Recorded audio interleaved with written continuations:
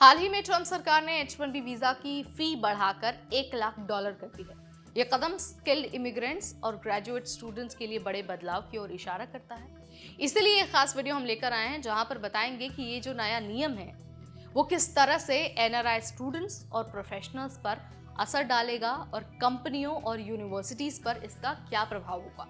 इन सब के बारे में हम बात करेंगे और आपको बहुत इजी लैंग्वेज में समझा देंगे ताकि आपके मन में जो भी सवाल हो, जो भी कंफ्यूजन हो, वो यहाँ पर क्लियर हो जाए। तो चलिए आपको सब कुछ बता देते हैं बहुत आसान भाषा में। हाय, हेलो, नमस्ते, मैं हूं नेहा आपके साथ और आप देखना शुरू कर चुके हैं NBT टेक। तो एक बार बेसिक दोहरा लेते हैं। अगर आप पहली बार हमारे चैनल पर आए हैं तो मैं आपको जानकारी दे देती हूँ। H-1B वीजा स्किल्ड वर्कर्स और ग्रेजुएट स्टूडेंट्स के लिए होता है। हर साल 85,000 वीजा इशू होते हैं, जिनमें 20,000 सिर्फ यूएस में एडवांस डिग्री होल्डर्स के लिए रिजर्व है।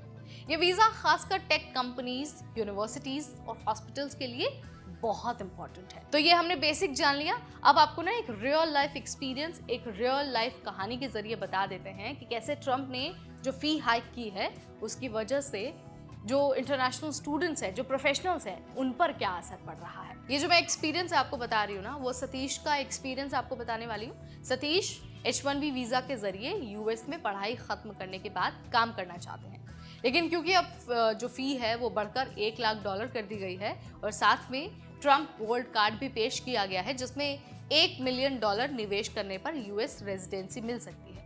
ऐसे में इस अचानक बदलाव से बहुत सारे सतीश जैसे बहुत सारे स्टूडेंट्स और बहुत सारे प्रोफेशनल्स स्ट्रेस में हैं। सतीश जैसे जो स्टूडेंट्स हैं वो अपने करियर की अनसर्टेनिटी को लेकर परेशान हैं। बहुत सारे लोग अपने वीज़ा स्टेटस को लेकर खुलकर बात नहीं कर रहे हैं क्योंकि उन्हें डर है कि इसका असर उनके भविष्य पर पड़ेगा। कई लोग सोच रहे हैं कि वापस इंडिया ही चले जाते हैं। सोशल मीडिया और जो दूसरे पर्सनालिटीज़ हैं वो लोगों को गाइड कर रहे हैं, लोगों को बता रहे हैं कि क्या कुछ करना है और आप कैसे सारी चीज़ें मैनेज कर सकते हैं। अब देखिए, फ़ी बढ़ोतरी जो है वो सिर्फ छात्रों पर ही नहीं बल्कि कंपनियों और पूरे यूएस इकोनॉमी पर भी असर डालती है। कैलिफोर्निया जैसी जो टेक हैवी स्टेट्स हैं उनमें स्किल्ड वर्कर्स की ज़रूरत बहुत है। गूगल, एप्पल, मेटा जैसी कंपनियां अब ये सोच रही हैं कि कैसे ग्लोबल टैलेंट को हम हायर करें। छोटे स्टार्टअप्स, नॉन प्रॉफिट्स, हॉस्पिटल्स और यूनिवर्सिटीज़ $1 लाख फी अफोर्ड नहीं कर पाएंगे। वहीं इमिग्रेशन लॉयर्स का भी ये कहना है कि ये कदम एंट्री लेवल प्रोफेशनल्स के लिए यूएस में करियर बनाना मुश्किल करेगा और सिर्फ बड़े एम्प्लॉयर्स के लिए आसान होगा। कुछ पर्सनल एग्जांपल्स हम आपको यहाँ पर बता देते हैं। तो हरी भी जो हैं, जो पहले H-1B पर यूएस में काम कर चुके हैं, उनका कहना है कि पहले स्पॉन्सरशिप फी लगभग $6,000 थी, लेकिन अब $1 लाख कर दी गई है और ये बिल्कुल अनरियल है। वहीं एक टर्किश मेडिकल ग्रेजुएट हैं, उनका कहना है कि यह बदलाव वीजा नियमों की अनसर्टेनिटी का नया उदाहरण है। बहुत सारे लोग ट्रैवल करने या फिर सोशल मीडिया पर बोलने में भी कॉशियस हैं क्योंकि वीजा प्रोसेस में अब सोशल मीडिया वेटिंग भी हो रही है, यानी कि स्किल्ड इमिग्रेंट्स और स्टूडेंट्स दोनों के लिए अब टेंशन बढ़ गई है।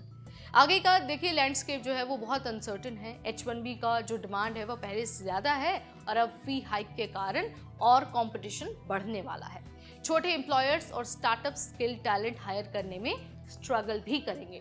कुछ लोग यूएस छोड़कर वापस अपने होम कंट्री जा सकते हैं। इसके अलावा ग्रेजुएट स्टूडेंट्स और एंट्री लेवल प्रोफेशनल्स को अपने करियर प्लान्स दोबारा करने पड़ सकते हैं, दोबारा प्लान्स को बनाना पड़ सकता है। तो भाई ये था H-1B वीज़ा फी बढ़ोतरी और इसका NRI स्टूडेंट्स और प्रोफेशनल्स पर असर। अगर आप यूएस में जाकर स्टडी करने की सोच रहे हैं ना, तो अभी आपके लिए ये बहुत इंपॉर्टेंट समय है कि आप यूएस के अलावा दूसरे देशों को भी अपने ऑप्शन के रूप में चुनें। क्या आप मेरी बात से ताल्लुक़ रखते हैं? अगर हाँ, तो आप मुझे कमेंट के जरिए बता सकते हैं। इस वीडियो में फिलहाल इतना ही। अगली बार फिर आएंगे नई जानकारी लेकर। Till then, this is me Neha Upadhyay, signing of.